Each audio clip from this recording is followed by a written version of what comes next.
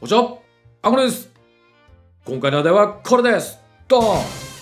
アメリカのお金すりが復活してビットコインが爆上げた。説明せよ。アメリカのお札すりは、アメリカの中央銀行の FRB が通貨を発行して流通量を増やすことです。通貨の流通量を爆増させて景気を下支えする政策のことを量的緩和と言います。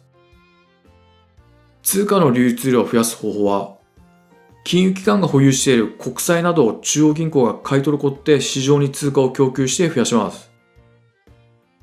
中央銀行は法定通貨の発行権を持っているので、仕組み上はいくらでも国債を買うことができます。例えば、FRB はドルの発行権を持っているので、仕組み上はドルを無限に発行し、国債を無限に買うことができます。チャート。オレンジの線はビットコインの価格。青い線は2007年から2023年3月8日までの FRB のバランスシートの規模です。バランスシートは資産と負債の一覧です。FRB が国債を購入すると、資産の欄に国債の金額が加算され、負債の欄に国債を買うために発行した法定通貨の金額が加算されます。つまり、FRB が量的緩和をするとバランスシートが拡大し、量的引き締めをするとバランスシートが縮小するので、バランスシートの規模の変化を見ることで通貨の量の変化をある程度把握できます。左側の緑色はリーマンショックが起きた時です。2008年9月は 0.9 兆ドル。FRB はリーマンショックの経済対策として大規模量的緩和を実施し、バランスシートはわずか2ヶ月で 2.4 倍の 2.2 兆ドルまで拡大しました。右側の緑色はコロナショックが起きた時です。2020年2月は 4.1 兆ドル。FRB はコロナの経済対策として量的緩和を再開し、国債を当面無制限に買い入れることにしました。それなりにバランスシートはわずか3ヶ月で3兆ドル増えて 7.1 兆ドルになりました。ドルの流通量は爆増し、アメリカ経済は大復活をして株価もビットコインも爆上げしました。その後もバランスシートの拡大は続きましたが、ドルが爆増した影響で2021年に入るとインフレの問題が顕在化してきたので、2021年11月から FRB は量的緩和の縮小を始めました。インフレは物価が上がること、言い換えると通貨の価値が下がることです。通貨の全体量が増えることで通貨1枚たりの価値が薄まっていくイメージです。そこで FRB はドルを増やすペースを徐々に落とし、増える量がゼロになった後、利上げや量的引き締めで通貨の量を減らす政策に切り替えました。ズーム。これは2021年11月以降にズームしたものです。量的緩和の縮小によってバランスシート拡大の勢いは徐々に落ちていき、2022年4月に過去最高の 8.9 兆ドルをつけました。そこから利上げや量的引き締めでバランスシートが縮小し始め、徐々に縮小スピードが加速しています。2023年3月8日は 8.3 兆ドル。ひょっと。これは3月8日時点の FRB のバランスシートの試算です。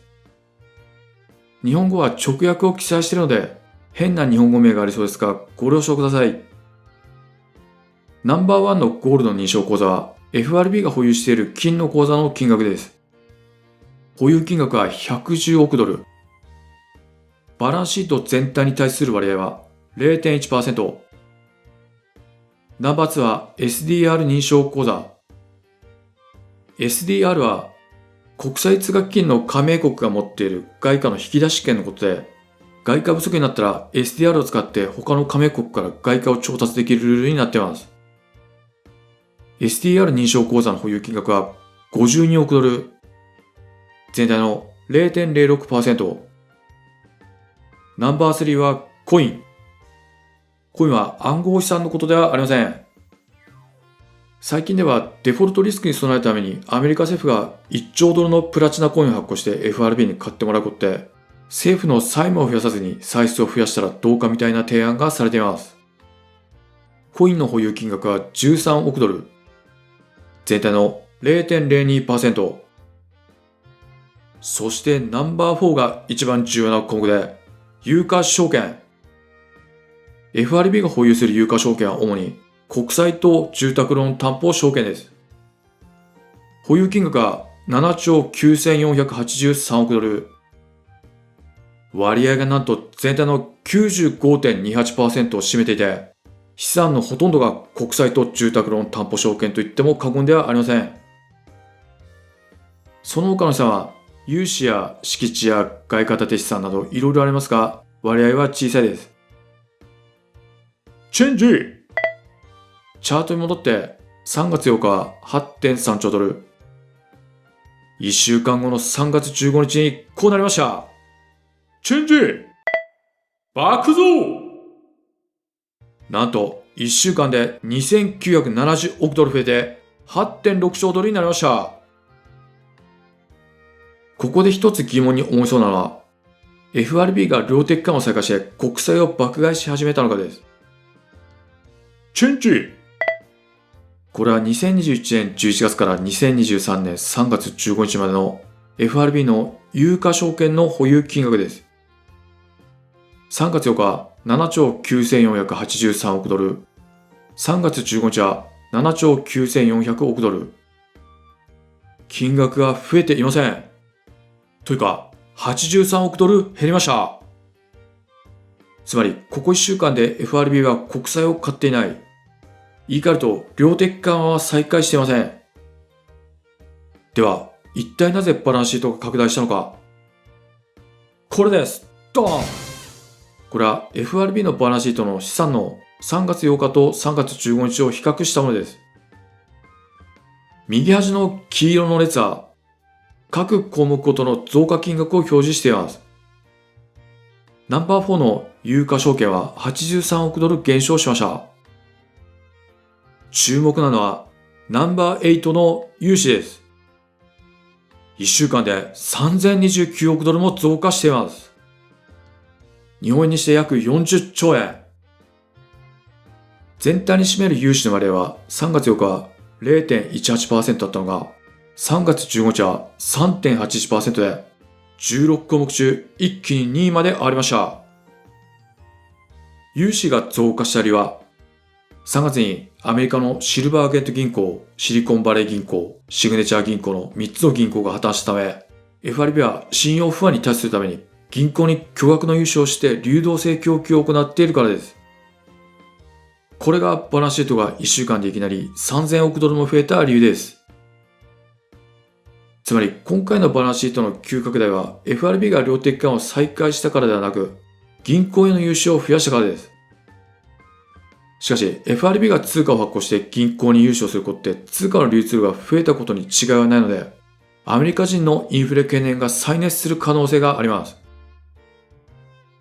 万が一 FRB はインフレを対するために利上げを続けながら金融システムを維持するために通貨を爆増させ続けるなんてことをしたら何が起きるのか要チェックします。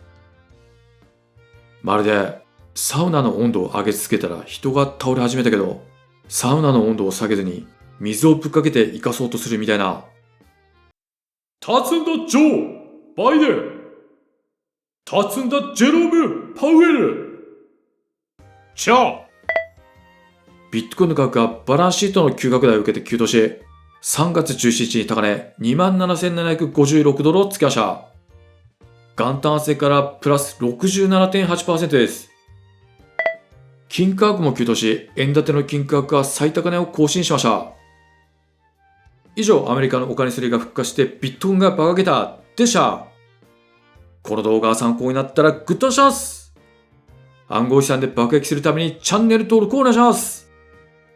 Twitter では暗号資産の速報をしているのでご利用ください。最後までご視聴ありがとうございました。また次回お会いしましょう。